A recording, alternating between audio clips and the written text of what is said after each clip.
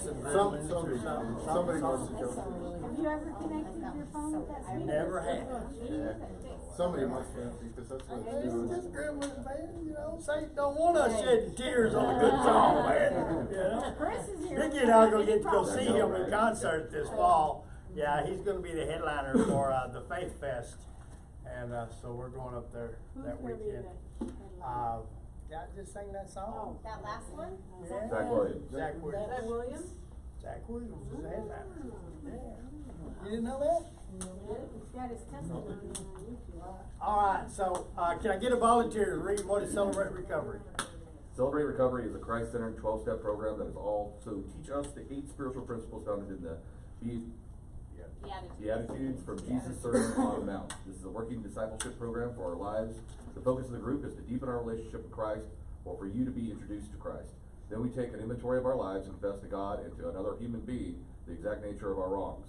We humbly ask God to remove our character defects so that we can make amends and restitution to those we have harmed, except when we do so would injure them or others, and also forgive those who have hurt us. Then we continue this process through the prayer and meditation to know God's will for us and the power to carry it out. With this spiritual awakening, we now carry this good news to others and practice these principles in all our affairs. This becomes our new pattern of living. So that's the capital G, capital N good news. So, yeah, so you hear people talking about discipleship and making disciples. This is how you do that right there. That's the recipe. All right, so we alternate. 1 week we'll have a lesson. And when we have a lesson, we'll go over the 12 steps and their biblical comparisons, as well as the 8 principles and their beatitudes. On testimony night, which is tonight, then we're going to look at some hurts, habits, and hang-ups. It's a pretty exhaustive list. If you do not identify with anything on all 3 categories, we'll talk about your denial after the meeting. Can I get a volunteer to read hurts? A hurt could be classified as any life experience that may have damaged your heart, some offense to you that crippled your ability to deal with the world in a healthy way, something that may have twisted your view of yourself, God, or others. Some common hurts include abandonment, abortion, abuse as a child or by a spouse, employer, or the church, adoption, betrayal, dysfunctional family, as a divorce, alcoholism, drug abuse, rage, etc., etc., etc., etc., long list there. Neglect, rape, rejection, cheating, affairs, and unforgiveness. Unforgiveness. Yeah. Me. All right. Habits tend to be unhealthy patterns that often start as a perceived remedy for some problem in your life, but end up turning into a chronic bad behavior or addiction. Habits are the repeat default script you run to when the going gets tough and continually lead to trouble in your life. Some common habits are abusive behavior, alcohol, bitterness, drugs, eating disorders, gambling, gossip, isolation, lying, self-harm, sexual integrity, spending problems, wasted pursuit, sounds like the same thing, workaholism, pornography addiction, and cell phones. And many more, etc. Leave your phone. You don't think you're addicted to that thing? Or you gotta have it? Leave it at home for one day. Just one day. You'll be crazy. Can't find nothing. Okay. All right. Next category. Can I get somebody to read hang-ups? I got them. And lastly, hang-ups are those roadblocks that keep you from progressing further in God's plan for your life.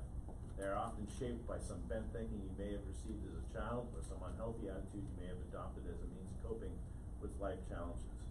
Here are some common hang-ups: anger, anxiety, worry, arrogance, body image, bullying, bigotry, codependency, control, depression, fear, greed, envy, guilt, faults, and/or shame, lack of self-control, lack of trust in God, laziness, materialism, passive-aggressive behavior, people-pleasing, perfectionism, pride, procrastination, sarcasm. Sarcasm. You know, sarcasm was actually a form of abuse. So I'm pretty abusive because I get a lot. Okay, so tonight we will go over the 8 principles based on the Beatitudes. So if you're wondering, if you're new to this thing, so there's 12 steps and there's 8 principles. So that kind of doesn't add up, right? Okay, well, the reason why there's 8 principles is half of those principles encompass more than one step. Like principle 3, principle 4 as steps 4 and 5, etc. Anyway, we're gonna do a little different tonight. So I'm gonna have, Lady. okay, I'll have a volunteer here that wants to read the principle, and then, actually, we'll all read the principle together, and then we'll get a volunteer to read the Beatitudes. All right?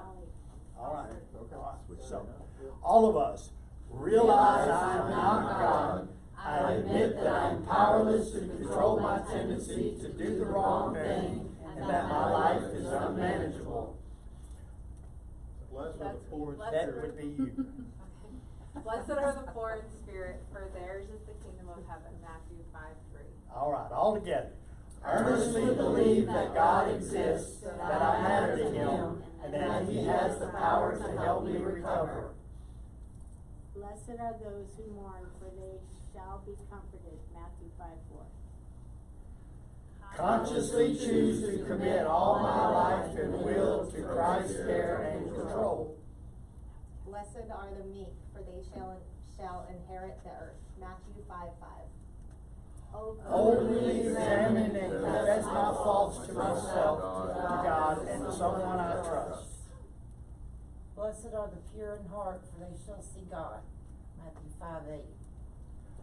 Voluntarily submit to every change God wants to make in my life, and humbly ask Him to remove my character defects. Blessed are those who hunger and thirst for righteousness, for they shall be filled. Matthew 5:6. Evaluate all my relationships, offer forgiveness to those who have hurt me, and make amends for harm I've done to others, except when to do so would harm them or others. Blessed are the merciful, for they shall obtain mercy. Matthew 5:7. Blessed are the peacemakers, for they shall be called the sons of God. Matthew 5:9. Reserve a daily time with God for self-examination, Bible reading, and prayer in order to know God and His will for my life and to gain the power to follow His will. Blessed are the merciful, for they shall obtain mercy. Matthew 5:7. Blessed are the peacemakers, for they shall be called the sons of God. Matthew 5:9. I didn't do it. Okay, we'll try it again. Oh, there it is. Blessed are the undefiled in the way, who walk in the law of the Lord. Blessed are those who keep His testimonies, who seek Him with the whole heart.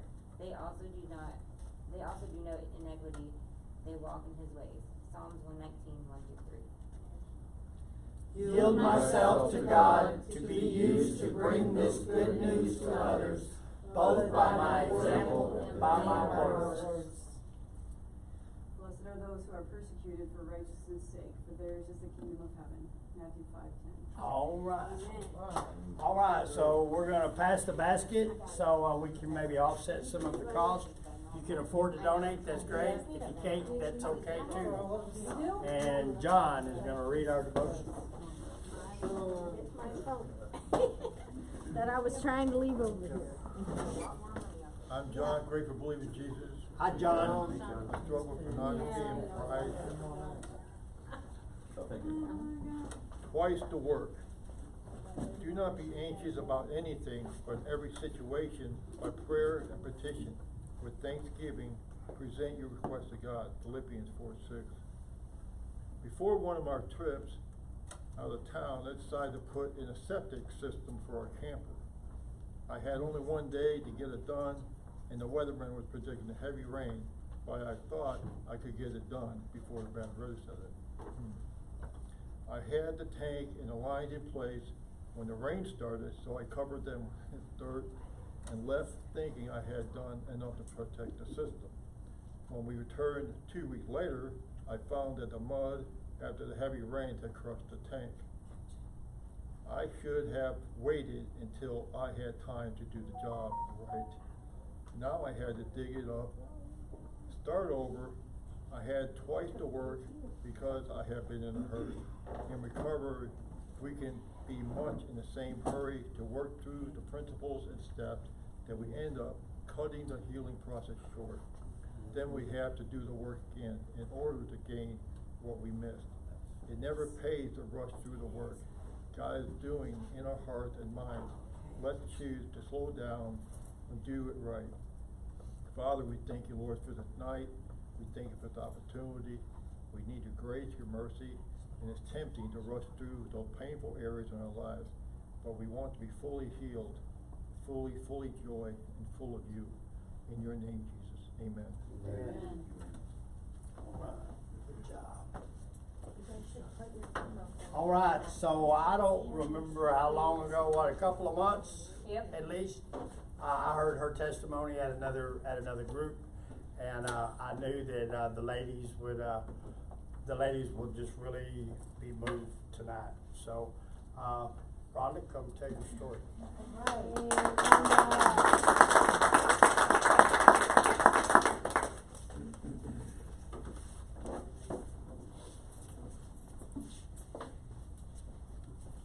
My name is Rhonda, a grateful believer in Jesus Christ, and I struggle with drugs, anger, codependency, lust, and anxiety. I was born in 1986 to the best parents in the world in East Texas. My mom was 40, my dad was 45. I had 2 living brothers and 1 sister. A lot of people say I was a surprise, which is a nice word for mistake for most, but I know I'm part of God's plan. Doctors told my mother to abort me for her safety, but my mother was a saint. Her faith in Jesus was absolutely beautiful. She knew I was a gift from God.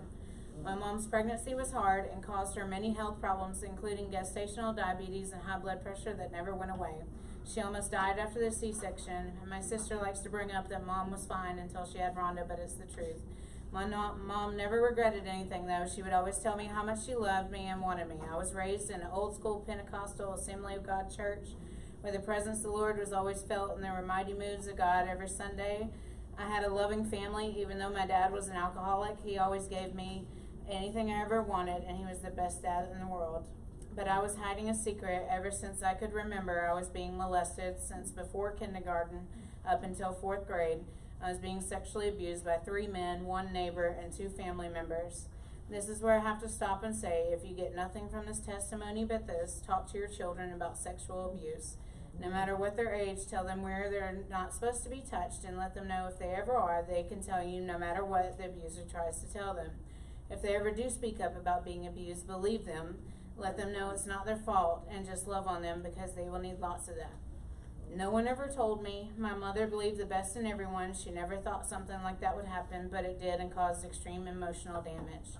When a child is being molested, the devil is there among them, and he doesn't leave. He follows the child around for years. I was tormented with guilt and shame. I carried this weight around with me everywhere I went. I would hear voices tell me I was terrible, disgusting, I could never tell anybody. No one would believe me anyway. I would be to blame. How could I lead those men to do those things? I'd hear that I was ugly, useless, and no good. The voices only got worse as the years went on. I was disturbed, depressed, and angry. I just wanted a normal life. I wanted the innocence I was supposed to have, but I never had it. Maybe when I was 3 or 4, but by the age of 5, my innocence was taken. I used to think it was normal and just something some men did and no one must ever know. I had a best friend, Andra, that I wasn't allowed to play with her often because my mom felt like she was a bad influence, but I was allowed to go to my neighbor's house because over the years, he became best friends with my parents, and everyone in the neighborhood loved him. He would let Andra and I come over to play with each other, but use our love for each other to abuse us. We knew if we wanted to spend time together, we had to please this man first and do what he asked. This continued until 4th grade. Around that time, the years of abuse were starting to take their toll, and I started overeating, and before long, I was the overweight kid in school. Finally, my friends spoke out and came clean about being abused, so I followed. I've always struggled with having a voice and standing up for myself. I was teased, bullied, and made fun of. My school life was terrible until 8th grade. I'd become suicidal and told my mother if she didn't homeschool me, I was going to kill myself, so she did. The years of extreme depression continued. I became addicted to the internet. I never did much schoolwork. I started to believe I was a vampire and then eventually converted to the Wiccan religion. I was mad at God. He didn't love me. If he did, why would he let this happen? I was goth and dressed in all black. I never looked at anything but the ground. I thought I was the ugliest person in the world who needed to die. But one of the best days of my life happened when I was 15. My oldest son, Stephen, who is by blood my nephew, asked me to be his mom. His mom lost him when he was 2 weeks old because she abused him, and my brother struggled with alcoholism and addiction. My mom raised him, so we were always close, and he always looked up to me. I was so sad, depressed, and didn't want to live. Then one day my little boy looked up at me and asked me if I would be his mom because he knew I would never leave him and he loved me more than anyone else. When I said yes, he smiled for the rest of the day. He was the happiest boy in the world. He ran to tell all his friends that he had a mama now. On that day, he became my son, and we created a bond like no other. I stopped the suicide attempts and lived for my boy. He's a grown man now, but no matter how old he gets, he'll always be my little boy. My addiction to the internet continued. I'd been meeting random men often and had since I was 13. My behavior stemmed from my childhood. I didn't know how to control myself, and I've always struggled with lust and sexual addiction ever since I can remember. I met a man who wanted to marry me at 16. He lived in Leland, North Carolina. I wanted to hurry up and marry so my mother would see it and get to experience it with me. I wanted to give her a grandchild before she passed away because she was always very sick. He moved to Texas from North Carolina, and we were married 2 months later. I was 17 and he was 22. I had a beautiful wedding, and then at age 18, I had my daughter Brianna. We visited North Carolina often. I fell in love, but my love for Texas was greater. My husband was offered a job with better pay if he would move back to North Carolina, and I told him to go. We would have a long-distance relationship and make it work. I really didn't want to be a wife anyway. I didn't know what I was doing with my life anymore. I would drive up with her to be with him in North Carolina 2 or 3 times a year, but my sick and aging mother was my number one responsibility. I was her caregiver. My life revolved around her and my daughter. I still claimed to be a Wiccan until a day when my daughter was a toddler. I went to Walmart and heard people talking about a tornado being in Bullard where my mom and daughter were. I left everything there and basically drove straight into a tornado trying to get to them. And the wind was terrible, moving the car all over the road, and I looked into the field, and there it was. And the first thing I did was cry out to Jesus to save me, to forgive me. I told him I knew he was the only way to please forgive me and save my life. And I did. I made it without any damage in my vehicle, and people on that road didn't get as lucky. And from that day forward, I was a Christian again. I thank God for that day because there's no way I could have made it through the coming years without him. My life got pretty lonely, though. I started wanting more out of life. Then in 2008, I was introduced to a man where one of the first few things I heard about him was that he had recently hit his baby's mother in the head with a brick. He did drugs and he drank and he called himself outlaw. And so I must have been pretty lonely because I met him even after all of that.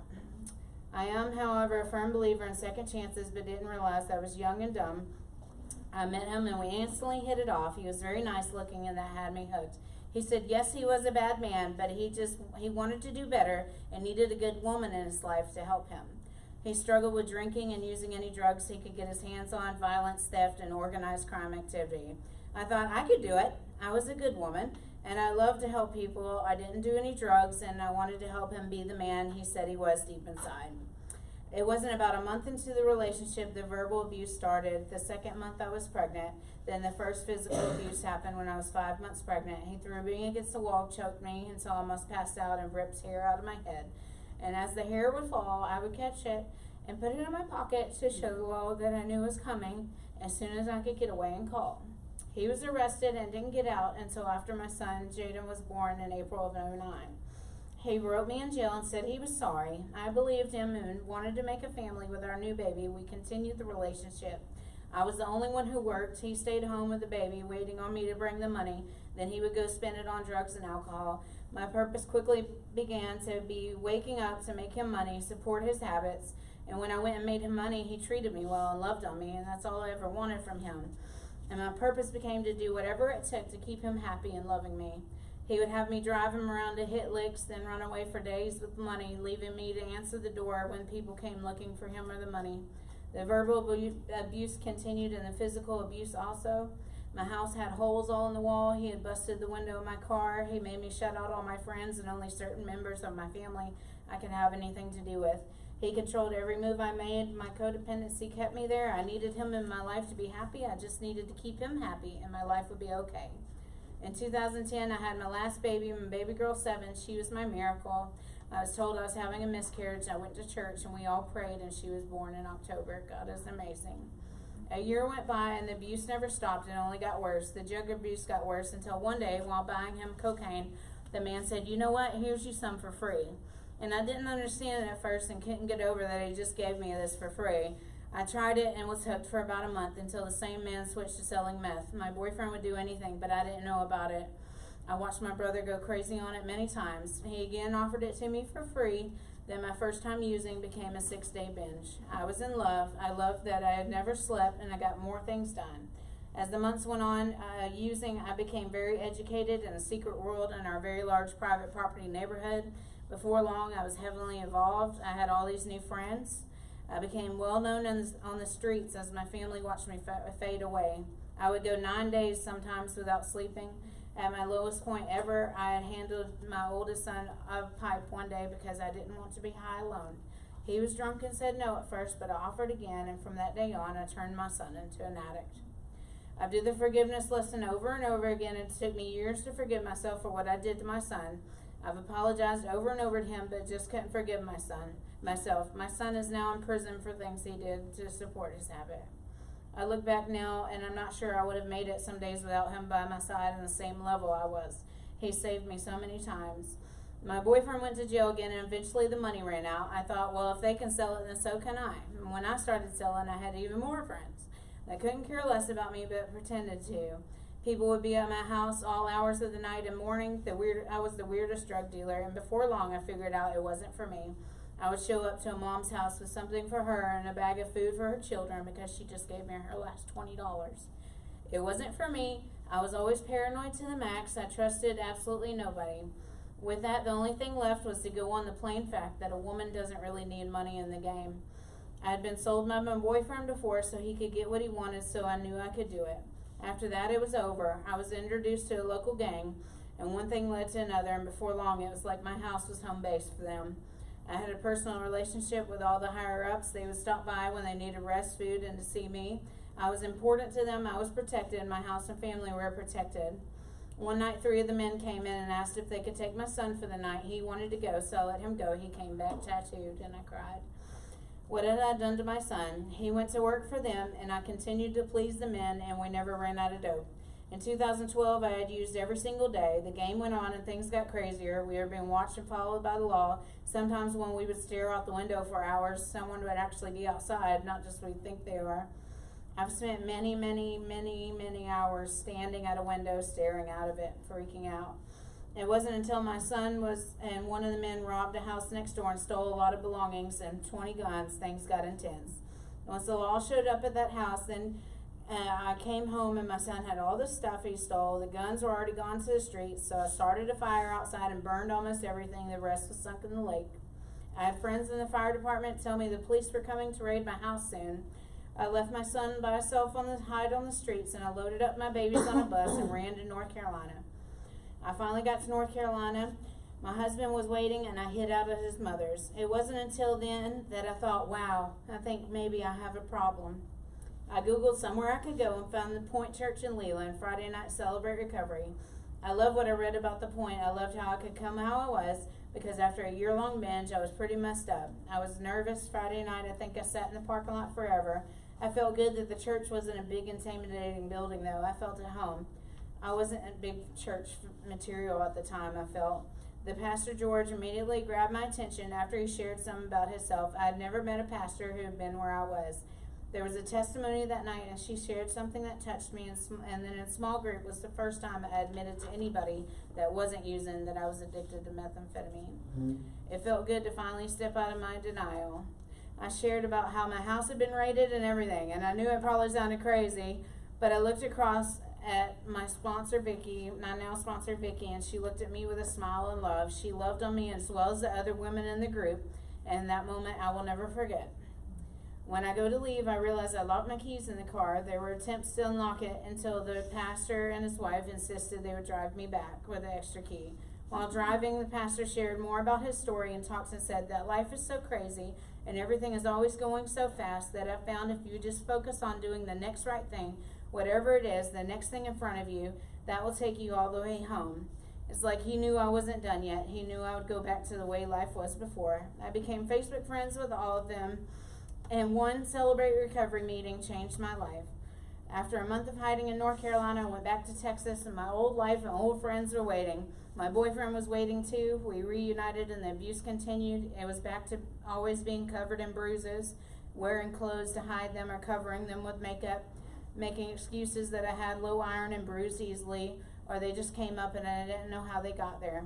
Really thinking people actually believed that. I thought my addiction would get better, but it didn't. In fact, it getting worse. After it being forced on me, I became a IV user. I went to hiding marks as well as bruises. It is truly a miracle today that I can be in front of you in a short sleeve shirt.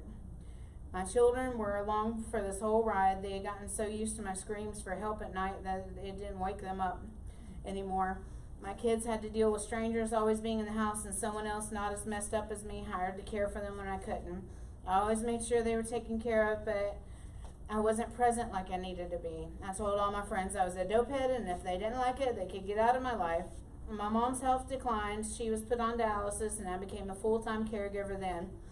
I was there when she needed me, but wished that I could have been more present. I wasted so much precious time with her. She was taken care of, though, to the best of my ability at the time. I had a lot going on. Every day was madness, insanity, meth, violence, guns, and drama were a part of my everyday life. I would post pictures of me high on Facebook, not even thinking people would notice. The pastor and people from the church continued to be there for me for years, even though I was all the way in Texas, always willing to talk to me or pray for me. I remember one day I spent all my money on dope. I had no food in the house, and I didn't want to tell my mother or anything. I didn't know where to turn or what to do. Then I heard George in my mind telling me to do the next right thing, and I cried. Shortly after, my phone rang, and the lady down the street told me she wanted to buy my kids and I lunch. God has always looked out for me, and I know it's because of his amazing grace that I'm here today. In times of trouble, I would always think of George and his words he said to me. Top of Texas Services was called on me, and when they showed up, my heart sank. I had just hid the dope before I let him in, and then we made him leave shortly after. And I did what my friend who just lost her kids said she would do if she got him in her life again, run. I was dirty, and they weren't going to take my kids. The next day, we were on another Greyhound in North Carolina.